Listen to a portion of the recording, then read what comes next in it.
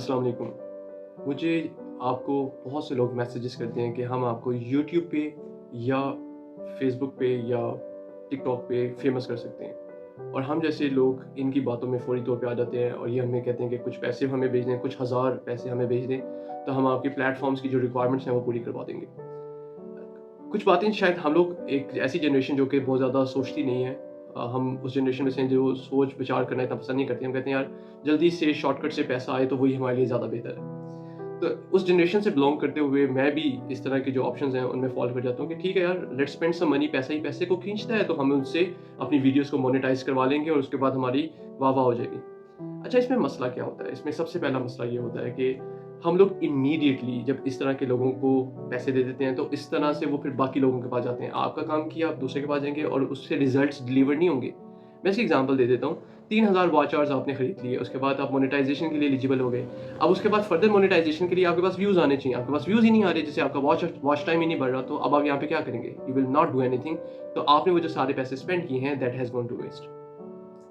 दूसरी बात, जब भी हम इस तरह का कोई काम शुरू करें तो उसमें हमारी सबसे ज़्यादा इंपॉर्टेंट चीज़ है कि हम प्रोसेस को फॉलो करें। और प्रोसेस क्या है? प्रोसेस ये है कि आप उसमें डेली एफर्ट करें, डेली एफर्ट करें, कोई चीज़ सीखें, चीज़ों को अंडरस्टैंड करें, उसको अंडरस्टैंड करने के बाद अप्लाई करें। देखें यार इससे कोई इम्पैक्ट आ भी रहा है कि नहीं आ रहा, और जो चीज़ों से इम्पैक्ट आ रहा है उनको यूज़ करते रहें, जिनसे इम्पैक्ट नहीं आ रहा उनको बाहर निकाल दें। लेकिन हम लोग क्या करें? हम लोग कहते हैं कि नहीं, बस हम इन तरह के लोगों को एक्वायर करें और वो कर दें। अब रिसेंटली मुझे 4 के करीब लोगों ने अप्रोच किया है और सब ने ये दावा किया है कि हम आपको रातों रात वायरल कर देंगे और आप जो है ना वो you will reach to a peak. अब मेरा इसमें छोटा सा एक कंसर्न है, छोटा सी एक मेरी सोच है, हो सकता है मैं गलत हूँ।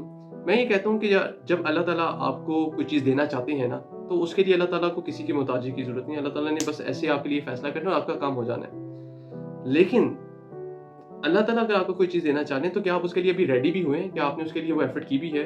अगर अल्लाह ताला आपको देना भी चाह रहे हैं तो। इसकी मिसाल मैं कुछ इस तरीके से दूँगा कि हम लोग दुआ कर रहे हैं कि अल्लाह बारिश हो, बारिश हो, बारिश हो, और हम एक मैदान में मौजूद हैं, लेकिन वहाँ पे हमारा बिल्कुल भी यकीन नहीं है। लेकिन जिस बच्चे का यकीन था वो वहाँ पे छतरी लेके आया था कि यहाँ पे हम दुआ करेंगे और बारिश होगी। तो ये है यकीन, ये है पावर ऑफ बिलीव। अब आते हैं जो मैं बात कर रहा था कि हम उस चीज़ के लिए भी रेडी नहीं है। हमें अचानक फ़ेम मिलता है, हमें अचानक पैसे मिलना शुरू हो जाते हैं, तो हम उस प्रोसेस के थ्रू चूँकि नहीं गए होते, तो हमें नहीं पता कि फिर वहाँ पे हमने इस चीज़ को हैंडल कैसे करना है, इस फ़ेम को कैसे हैंडल करना है, इतना जो पैसा उसके साथ आ जाता है उसको कैसे हैंडल करना है। तो वो चीज़ें आप कब सीखते हैं? जब आप आहिस्ता-आहिस्ता ग्रेजुअली उस स्टेज पे पहुँचते हैं। आप ओवरनाइट मिस्टर बीस्ट तो नहीं बन सकते, दैट इज़ फॉर श्योर। लेकिन आप क्या कर सकते हैं? आप थोड़ी-सी एफर्ट कर सकते हैं और उस एफर्ट के थ्रू आप उस नहज पे पहुँच के अपने आप को अच्छी तरीके से इनकैश कर सकते हैं। मेरी तरफ से आज की वीडियो में बस यही मैसेज था कि हम लोग जो हैं वो प्रोसेस को फॉलो करें, हमारी जनरेशन जो है सोच विचार करना शुरू कर दे और शॉर्टकट्स लेने जो है ना हम खत्म कर दें। Thank you very much. अल्लाह हाफ़िज़।